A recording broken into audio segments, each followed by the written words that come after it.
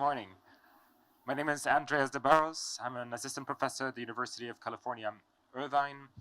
I'm presenting today together with my colleague at UMCXP in the Morocco Innovation and Evaluation Lab at UMCXP, Sarah Messian.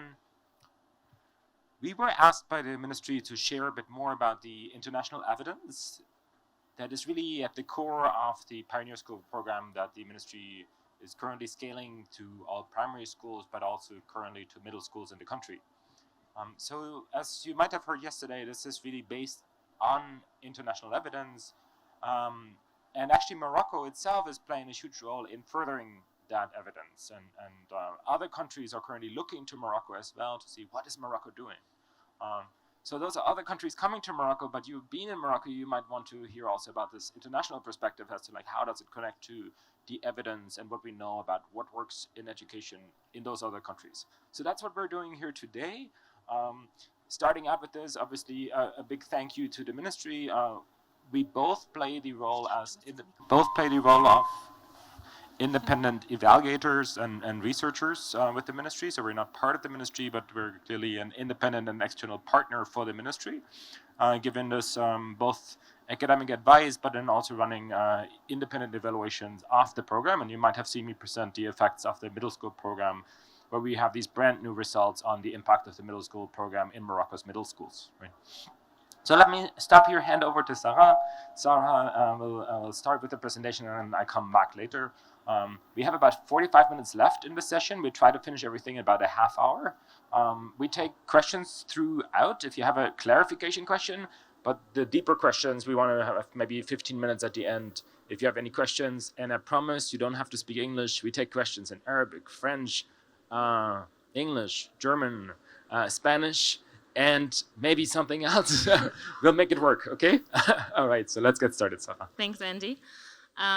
So yeah, before handing it over to Andy to dive a bit deeper into the actual evidence on behind what works to improve education outcomes, I want to start by putting us in the right context and when we talk about what are the current key issues in education globally.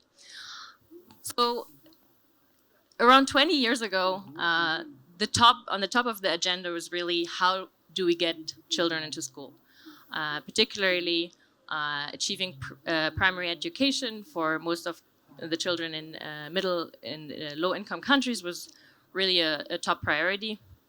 You might know of the UN Millennium Development Goals that were set in 2000, in the year 2000, and supposed to be achieved by 2015. And there, one of the top goals was really achieving universal primary education. As you can see here, we basically achieved that. So both low and middle income countries have made huge improvements in getting children into school and getting them to complete primary education. Similar trends are observed for pre-primary, so preschools, but also at the secondary, so think middle schools or high schools. They're on a good path to also increasing the level of access for children. So with this increased access, of course, come new challenges and new changes to the composition of classrooms today. Or we can see, and as you probably know, many decades ago, for me, probably the generation of my grandparents, education, even at the primary school level, was often more of a privilege of a smaller section of the society rather than a right that many enjoyed. Whereas today, with these very stark increases that we observe in access, we can see that the classroom today has become really much more diverse in terms of what are students' family backgrounds. Students come not only from very educated families, as it used to be the case decades ago, but actually a lot of them are the first ones in their families to access education. This comes with its own challenges, which is why remember what I said about the top priority 20 years ago being accessing education or increasing access to education.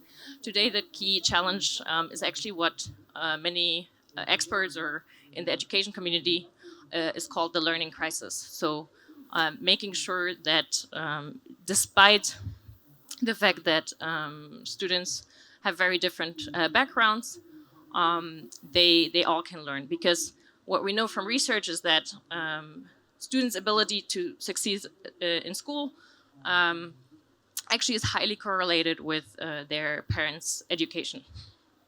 So with bigger classes and the different student composition that we have today, we see that there are larger and larger gaps between students enrolled grades. So the grade 2 student might not actually be at the grade 2 level in terms of numeracy or literacy that they're supposed to. Now, this is an example from rural India, but this is actually something that's observed in a lot of other contexts as well, where we see, for example, that in this representative survey, in a grade 5 classroom, around 50% of students were able to read only at the grade 2 level. And even smaller sections of the class were able to read at grade 90% were able to read at grade 1 level. Some were only able to recognize words or letters, or even 6% were not able to recognize letters, which is, if you think about it, a grade 5 student not being able to recognize letters is a very huge problem for education. So this global trend that I was just describing in the last few slides is actually something that we also see in Morocco. Actually, in the early 1990s, Morocco's primary enrollment was at around 63%. We can see that today, or this is actually data from a few years ago, so it might be even higher today. Today, the net primary enrollment is at 99%. However, this doesn't necessarily mean that all students that access or attend school also learn to the same extent. We see, based on numbers from Pearls in Morocco, that fourth grade students, 59% of fourth grade students do not reach minimum reading proficiency, which in this case is defined as basically being able to extract basic ideas or the basic clearly stated idea of a text. And for math, 54% of grade 4 students do not reach the minimum proficiency level, which is something like making a basic calculation with whole numbers. Of course, as you know much better than I do, and this is a real challenge for the teaching profession, because we have not only larger classrooms with more students due to the higher access, but also more diverse classrooms in terms of student backgrounds and ability to comprehend concepts learned, taught in the curriculum. So we see that Morocco is actually more or less at the level of its income group. Morocco is classified as a low and middle income country. At primary level, there are around 27, on average, 27 students per teacher. At the secondary school level, there are around 19 students per teacher. Based on I'm going to share a quick anecdote. Actually, so I grew up in Germany. A few years ago, I was teaching at a middle school. I was teaching German to immigrant children, and my class had around 18 to 20 students. And I had no idea before that. It was my first teaching experience. I had no idea how hard it was to teach to a group of that size that had very divergent levels. So some had just arrived, could barely understand what I was trying to ask them to do, where others had been there for 5 months, already have a really good understanding of the language, were able to interact in class, etc. And before coming to class, I was sitting at home and trying to understand, okay, how can I actually design a class, a lesson that would fit these students' level? So I can only imagine what many of you must face on a daily basis trying to address this challenge. This is also what the evidence shows. It is very hard to accurately assess students' actual learning level. So this is an example from India and Bangladesh, but again, this is something that studies in other countries have shown as well, is that especially when teachers have large classrooms, they're dealing with a lot of students, it's very hard for them to know each individual student's level. And this is shown in this study particularly, where students were given a math test and their teachers were asked beforehand, what do you think is going to be the score of this student? And then the teacher's answers were compared with the actual performance of the student. And you can see that, especially for the weakest students, so the lower performers, the gap is particularly large. So many teachers overestimated the ability of the children, whereas on the test, it actually showed that they understood much less than what the teacher thought. And this is understandable, right? Again, if I have 27 children in my class, how am I really able to understand, sit down with everyone and understand where exactly they are based on what I'm trying to teach them and what they're supposed to know. However, what does this imply for the classroom? So the challenge then becomes trying to adapt the curriculum and trying to adapt instruction so that the largest amount possible of students in the class can actually learn and take something home at the end of the day, of the school day.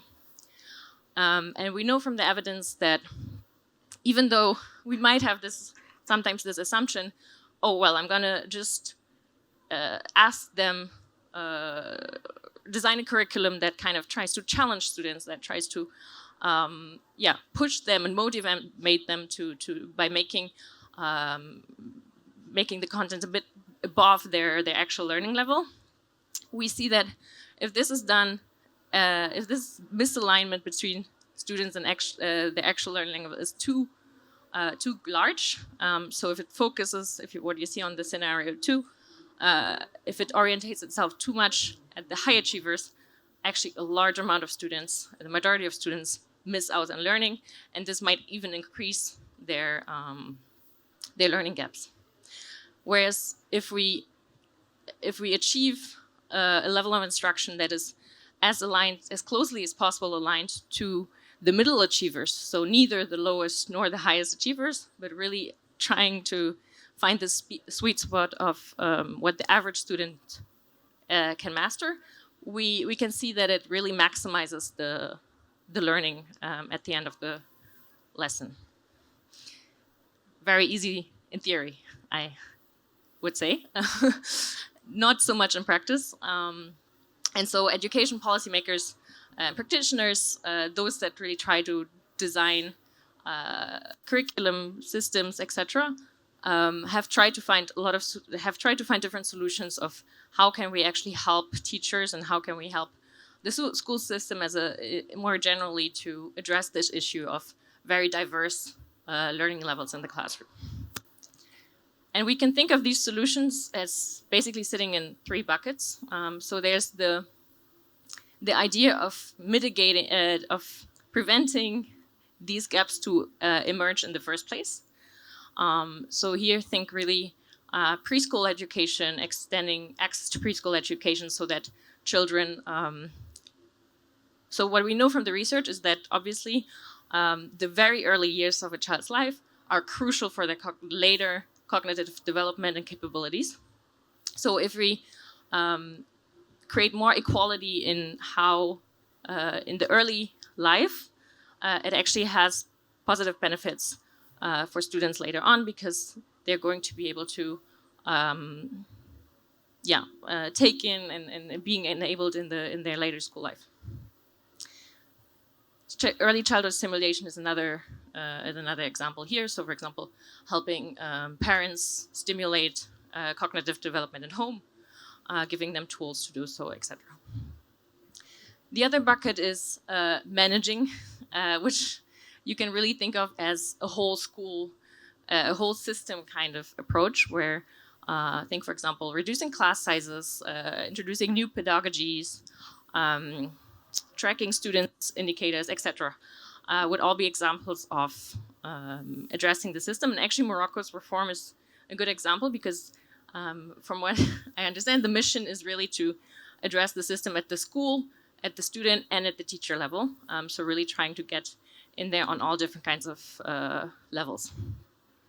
Finally, there's the mitigating category, which would be the idea of remediating gaps after they already emerged. So students really trying to identify the students that are struggling the most and helping them, for example, through in-school or after-school tutoring to catch up with their learning.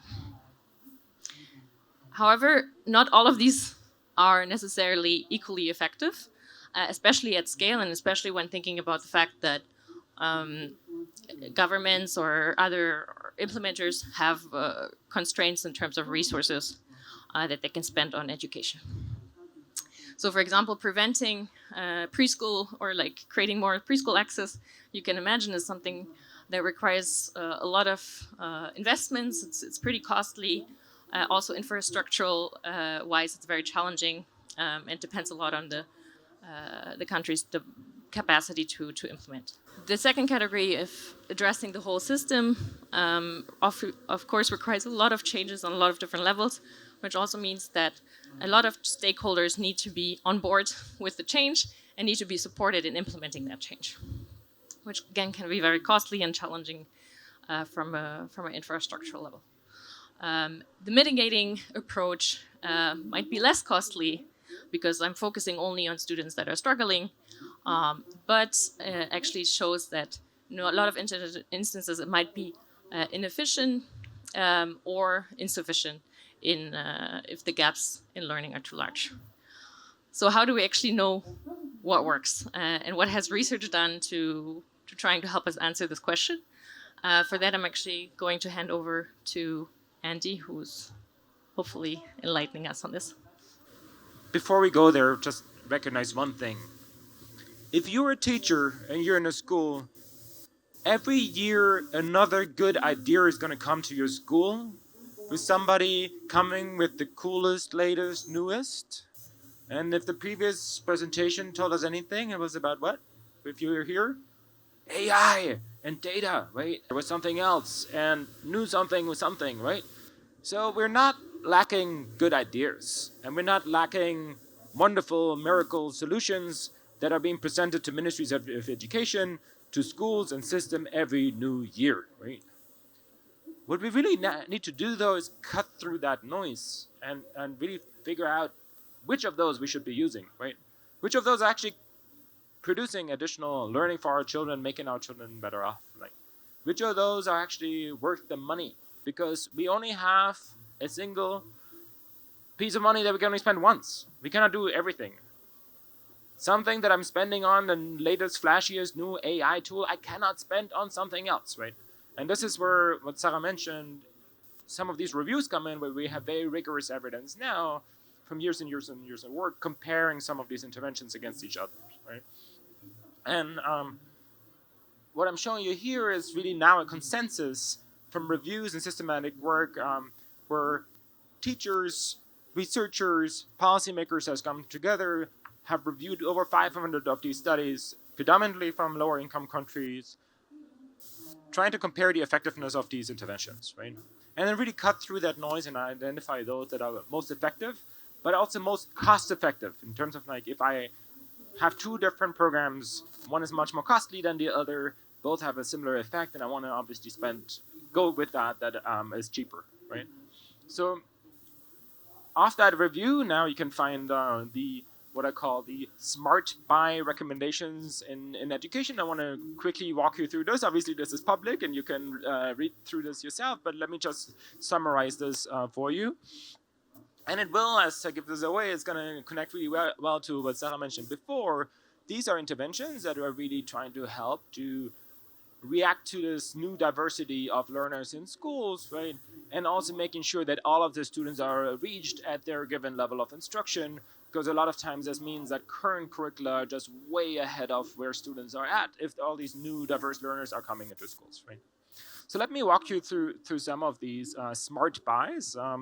And Also, you might see actually that Morocco's reform is very much grounded in this, and is actually embracing some of these best or great buys that have been identified in this review. Right? What's really interesting about this too is like it will also show you things that are very bluntly described as this does not work. Right? That's just as important, right? Knowing stuff that doesn't seem to be promising is just as, and that is often actually what we don't hear, right? Like when I mentioned about this, like, oh, every year there's something new and cool. It's rare that you see a headline finding that says like, we tried something and it actually didn't work, right? Like that, we rarely see that in the news, right? But that's just as important, right? Because you don't want to spend your money on this and you don't want to do this as a teacher, right? So this is also what I'm going to be mentioning here. It might sound blunt, but it's good to actually have evidence on stuff that does not seem to be worth the money and does not seem to be worth the time for you as a teacher to put in place in schools. Okay. So let me start with what are the 3 great buys that come out from this review. Right? 2 of them are really within school, and one is more about engaging parents. The first one is actually one that is very cheap, and that is providing parents with information about the benefits of education and the quality of education, but also the cost of education, right? So there's a lot of misunderstanding, for example, about the value of continuing education and what the payoff is. And not only in Morocco, but also in other countries, even in the United States where I currently work, there's a lot of misunderstanding of, for example, what is the value of a university degree, right? So encouraging this kind of information provision can be really, really helpful, changing parents' minds and commitment to education. This can also include information about boys versus girls, and it can also include about within the household as to like, how worth it is to provide equal access to education among siblings, right? Many parents, for example, pick one smart child and then invest in that child and then leave the others behind, which is a really terrible idea. So being able to change that kind of information is really highly promising. And the good news about this is also very, very cheap to do in terms of messaging and reaching out to parents, right? Looking at the within school factors that Sarah mentioned, you see the 2 main components that actually at the heart of the pioneer school reform, both in primary schools and now also middle schools in Morocco, right? One of them is about targeting the teaching instruction by students' learning level, not by their grade, right? To Sarah's point, like if the curriculum is just way ahead and the grade by grade curricular instruction is well beyond what kids can do, children will really benefit by being able to moving the instruction below and meeting them where they're at. So this was this bell curve where you saw everybody's orange, and everybody is like being targeted and everybody is being reached, right? What that requires is that you group students according to what they can actually do, rather than just grouping them according to their grade or their age, right? So highly successful, and you see a lot of this in the teaching at the right level component, the remedial component of the pioneer school reforms, both in primary schools as well as in middle schools, right? The other point is for you as teachers to say like, well, how do I do this, right? Like how am I going to put this better instruction in place?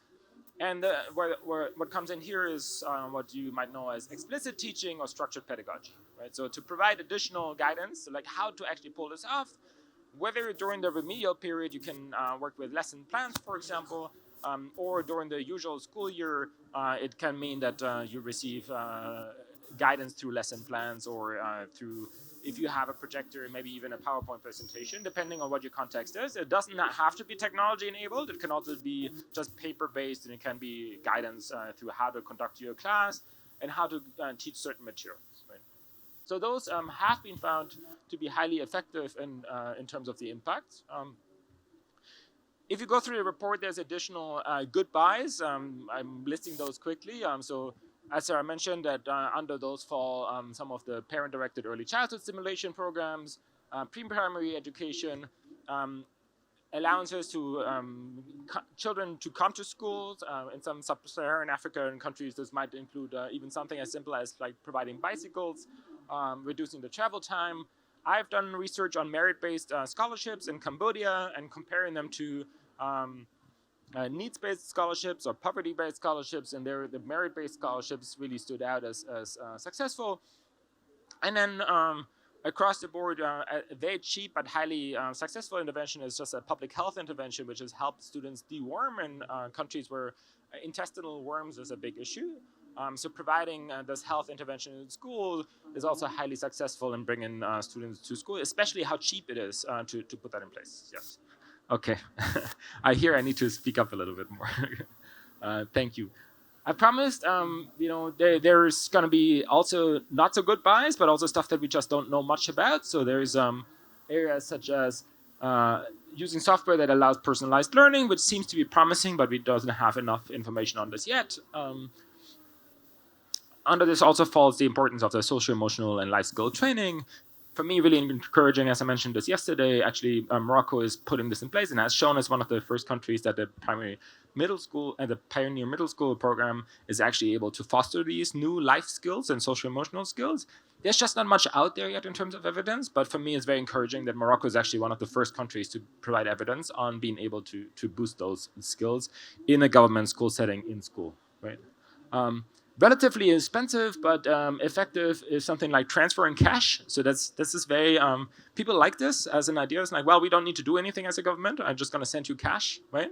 But it turns out to be very, very expensive, right? I mean, it is promising, but also in Zambia, where I do work, things like providing midday school meals is a very costly intervention, but potentially one that solves a big problem in the context where students are just not coming to school because they might be working in the fields, or also they're just not being able to cognitively develop because they're just really hungry, right? So fairly expensive, but in these particular contexts, it can make sense to spend that money on these costly interventions, right? Now, maybe this is, as I mentioned, the most interesting part, that this international research also tells you things that are just bad ideas, right? This, again, I promise, this is like rarely like a headline, like this is a bad idea to do, right? And people who are very much in love with these kind of interventions are like, no, how, why, right? Well, it's a bad idea because we know this is highly costly and we have very little evidence of this actually producing additional learning for children, right? This includes the usual inputs that you often think about, and it's usually the first thing that you hear when people say like, what should change in education? The first thing that you hear is like, well, buy something, build something, right? And traditionally, this is to also, I can understand, often on the top of the list of somebody like a Ministry of Education, because this is something I can show, right? Nothing better than a press release where I can go through the school and do some ribbon cutting about the school that I built or the new cool computers that we put all in these classrooms, right? Sorry, I'm a bit cynical, but I've seen this. I've seen laptops in schools where literally the minister of that state that I worked in has the face of the minister stuck on every single laptop that is provided to the children, right? So right? It doesn't matter that this laptop didn't do anything, right? And that's usually what we think about, like, in terms of educational technology, for example, we see a lot of like classroom upgrading and so forth, right? If it is just about the hardware and just buying stuff, usually it's not very effective, right? It depends on what you do with that, and I think Morocco is a good example of like having a very clear plan as to like using some technology to put in place structured pedagogy. But just buying stuff by itself is often not very effective. And actually also what falls under this category is something like class size. There's a few more expensive interventions than reducing a class size. You can think like to half the class size, we need to have twice as many teachers, right? Which is the same as doubling the salary of teachers, right? Which feels good, right? And that's often what people think of first, like how big is that class, right? But in terms of just like how costly it is and the effects that we see, are not very promising. So I'm promised this is going to be controversial, but that's clearly what we see in the research. Hence this focus on the stuff that is actually cheap to put in place, and then also producing these very large effects, right? Cool. So recapping just like two of these great bias that happen in school, you have targeted instruction or sometimes targeted remediation, being what you see here to the right, also known as teaching at the right level, not by grade or by age. So what this means in terms of the instructional target, you level the instruction to where the student is at.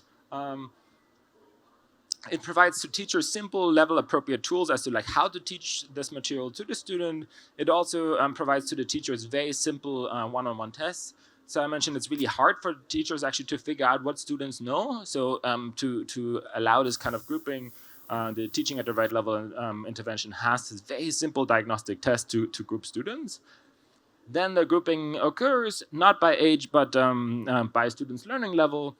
And the delivery focus for them is really the continuous assessment and the catch-up of the student, getting everybody at level and making sure that everybody learns and is not left behind. Right? The second component that is very successful here is around the structured pedagogy or explicit teaching, which includes the integrated lesson plans and materials in combination with mentoring, but really giving you as a teacher clear support in terms of what is expected to happen in a given class. And again, this can be through print or that can be through soft copy materials or even presentation prepared. Here it's less, not necessarily about remediation or going below, it's also improving the efficiency of what's going on in schools. Teaching, this can be both curricular material or remedial material, right? And this all contrasts to your usual model in schools where children sit in a given grade, no matter what they know, right? You receive a curriculum. This curriculum is most likely going to be way ahead of everybody's minds, right? Students are grouped by age, right? And then many students are left behind, and you as a teacher are just going to be asked to deliver content, right? Teach this stuff, right? Which, you know, like, is this really, really like a harsh contrast to that, and you could probably see why this is much more successful than just pushing curricula that are like way ahead of, above everybody's head.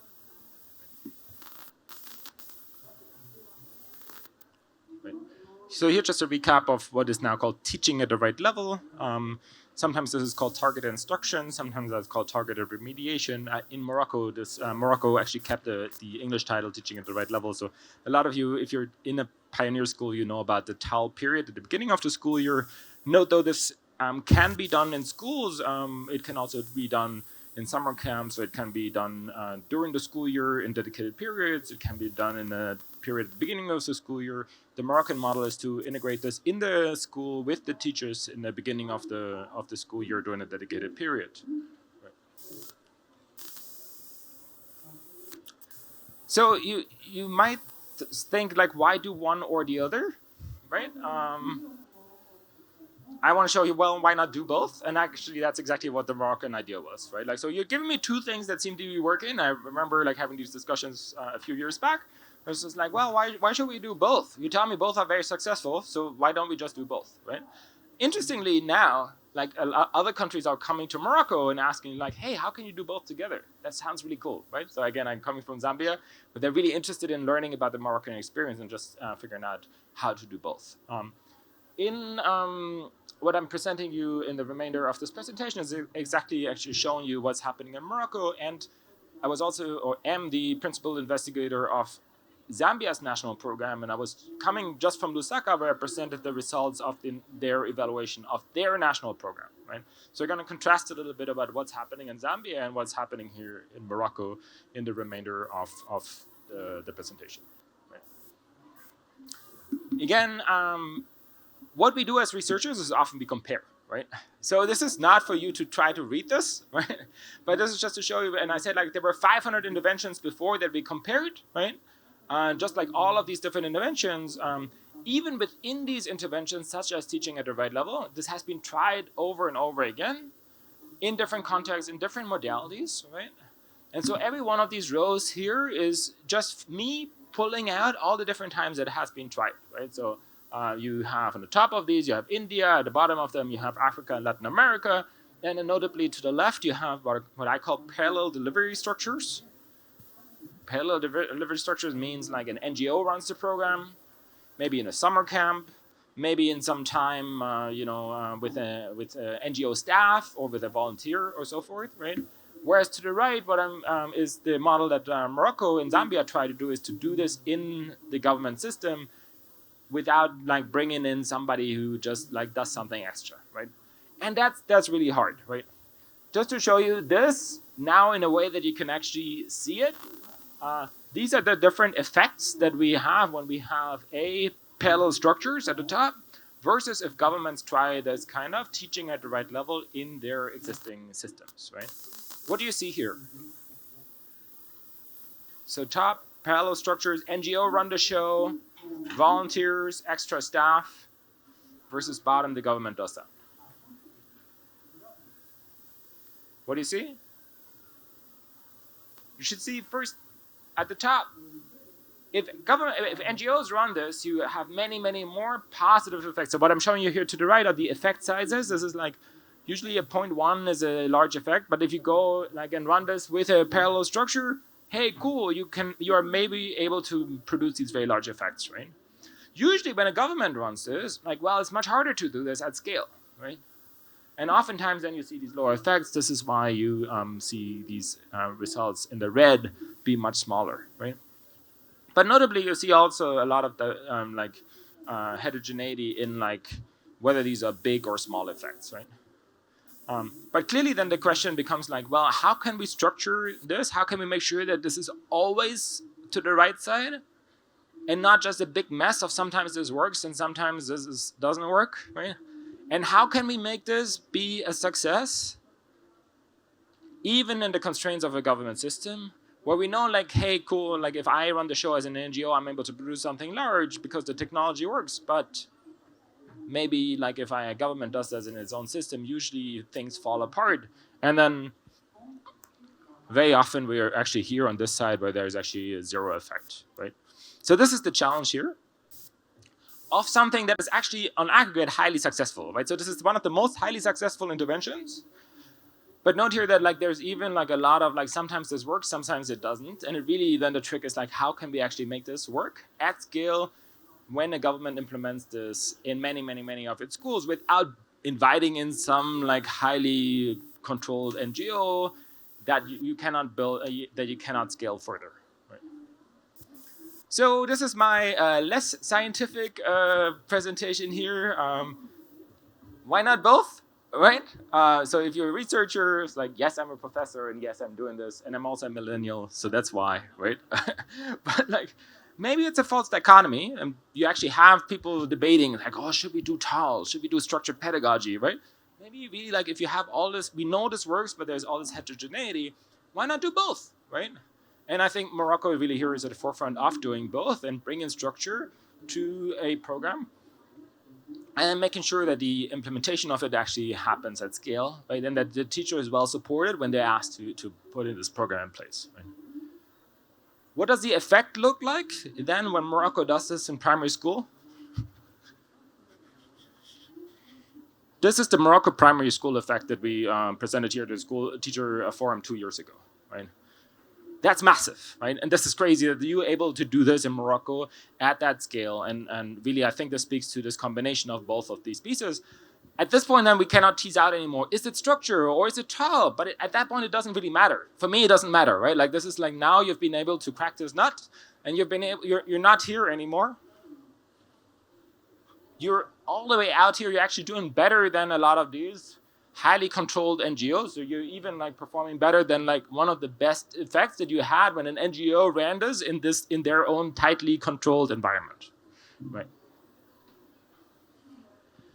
Cool. I assume a few questions. Let me assume those and then provide some answers, right? Like about like, hey, well, if we do this, I'm just like as a teacher and like coming from a household of being a son of 2 teachers and teaching myself, I assume some questions. So I want to hear your questions, but I also assume some. So let me answer a few that like I get from, let's say, my teacher friends, my mom, and so forth. The teachers that we speak to on a day-to-day when we visit schools. And I know Ghali and I are visiting another school tomorrow. So those are the kind of questions that we hear from teachers, right? First, well, if you focus and shift that curriculum down, don't you miss out on all these like super top talented students? Are we dumbing down the curriculum and are we like missing out? And is the Moroccan elite going to be at hurt? Are our star students that we saw yesterday, for example, here, I saw them on stage, like are they gonna get hurt? The clear answer is no, right? That's very, very obviously a concern, right? And I recognize that concern, but what we see in the data, that's not the case. So these are the results that I presented yesterday, just for middle schools, right? And we really see this focus on the basics and then bringing them up and providing additional structure for teachers and support for teachers, helping not just the students who are at the bottom of the performance distribution, but we also see positive effects even among, let's say, the top 5% of the students, based on their performance when the program starts, when the program comes in, right? So this clearly is a program that helps all. We see some extra benefits for students who are at risk of, let's say, dropping out in middle schools, right? So they're helped even more. But clearly this program helps all. This is not just like, hey, we're now redirecting all of our efforts to the students and forgetting about the top of the students who are maybe the brightest and that you might have in mind if you think about the students that you saw yesterday on stage and getting awards, right? Wait. The other question that you might think about, that I was very worried about when I heard this kind of structured pedagogy intervention is, maybe we're all becoming robots as teachers, right? You give me stuff, I do, right? If I think about a teacher, if I think about the most successful teachers that I have, they do more, they're creative, they have agency and so forth, right? So you might be worried that if there's structured pedagogy, maybe we're turning the teachers into robots. And then if the teachers are robots, then guess what? Maybe our students are robots, right? Maybe we're just making this production machine and nobody is building these whole person skills that we care so much, the social emotional skills and so forth, right? Answer, no. This is what the data shows you. This is the middle school results here, right? If you say that you're turning students into robots, you'd expect negative effects on these dimensions. We see positive effects on the social emotional skills across the board, right? This is really for me, this is really taken out a lot of this potential criticism that too much structure, right? What's going to happen, and this is not just in Morocco, we see this also in other countries, right, where we don't see any negative effects on, let's say, creativity. Creativity also is not heard in Morocco. If anything, creativity is also improved for some of the at-risk students. But then really, whether this is interpersonal or intrapersonal skills, meaning how do you interact with others, or something like how much can I stick to my goals and things like that, we see improvements across the board, right? So no, not just robots. If anything, more holistic children who are developed really widely and not just on test scores, right? Okay, I'm going to spend a few more minutes on something really interesting that I found in Zambia, which is if you focus on something that is basic, and these discrete basic skills, is this really going to then serve as a building block for students' future performance and how they're going to do later when they're in, let's say, middle school? So if you intervene at the primary school level and build these foundational skills, our students are going to then become better later. And we actually didn't know this yet until I had those results here from Zambia, right? So this is in Zambia an intervention that runs in grades 3 to 5. And in the short run, I was getting really worried, because in the short run, we saw these really massive gains in Zambia on, let's say, math, the very targeted skills that a program tries to focus on, such as, can they recognize numbers, or can they do subtraction, right? And at least after 2 years, these very targeted foundational skills did not transfer into some other skills, even tightly related stuff. So meaning, if I show a student 4 price tags, here are 4 shirts, right? You need to be able to recognize these numbers, right? And students can do that, but they cannot now tell you which of these shirts is the cheapest.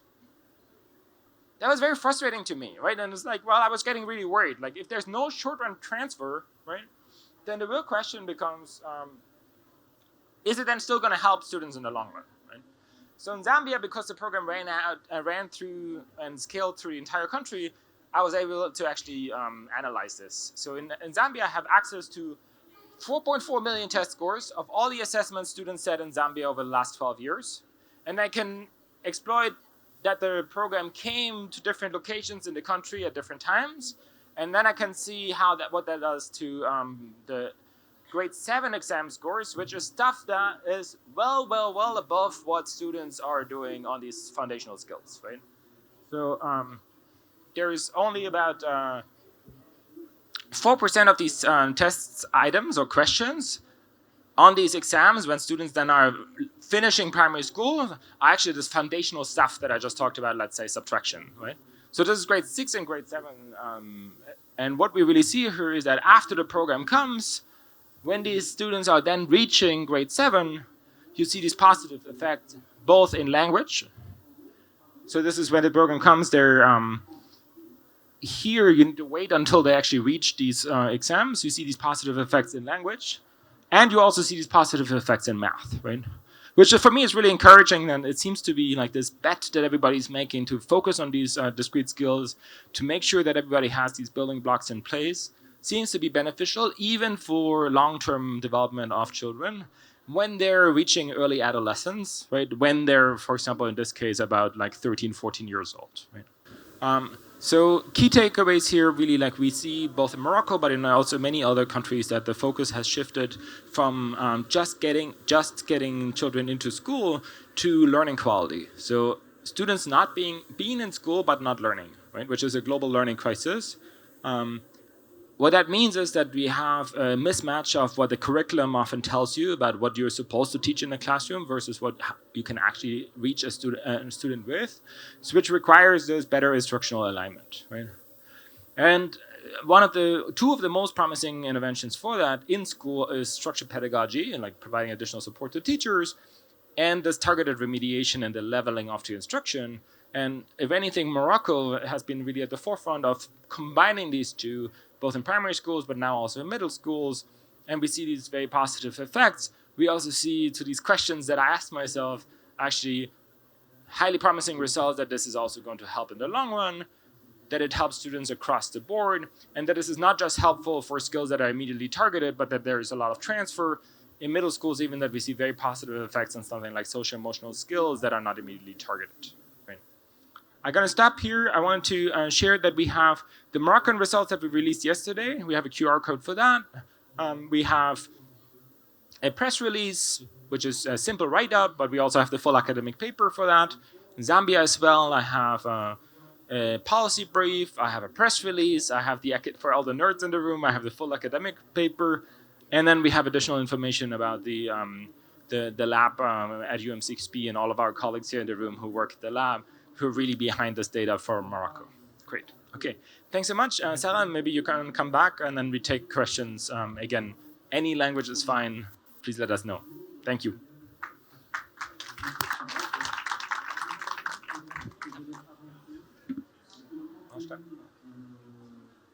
We're at time.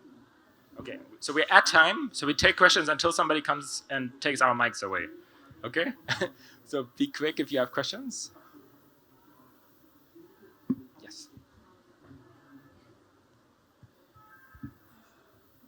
Firstly, sir, I want to thank you for showing the reality of education in Morocco. Secondly, if overcrowding is not resulted in Morocco in this time, how can we use the differential pedagogy in class? We show also the number of teacher per student is a big problem to result in the reality. How can be resulted? Yeah, great question. I sense that maybe you are a teacher. I'm not sure, but like I've been very frustrated with the guidance received. For me as a teacher, yeah, you just need to differentiate your instruction. Whole child development, right? Have you heard that? Been trained on something like this? It's just so hard to put this in place. Like how are you supposed to do this, right? And so what Sarah mentioned, like it's so hard for us as teachers, right? We have like 30 kids in a classroom, and then I'm supposed to level and find out at what level everybody is. Yeah, sometimes it's more than 40. So how you in the Zambia work that I do, it's even more. So where this really comes in is give you the tools to do that, right? It allows you to level the instruction in this highly diverse context to provide this leveling, and then provides you the guidance as to what to do with these groups with the structured pedagogy, right? Because, for all the warms and fuzzies that you get from this, like, oh, you need to differentiate the instruction, if you don't have these tools, you won't be able to do that, right? And even when, as I mentioned before, when other governments have tried to do this, including in Ghana, a lot of teachers were like, no, I can't do this, I cannot pull this off, right? So I think Morocco here is a good example of some government that has really managed to bring this and put this in place really, really well. by providing also the additional structured pedagogy and additional support that all the teachers are getting. So that's why when I showed the results from Morocco, I believe they're so high, because they're leveraging both, right? The additional supports, the structure, and the leveling all together. Great. Other questions? We're still not being kicked out, so. But I'm also know that I'm standing between you and lunch, which is never a good situation to be in. So if there's no questions, we close here. Any questions? Okay, otherwise then enjoy lunch, and thank you very much. Thank you.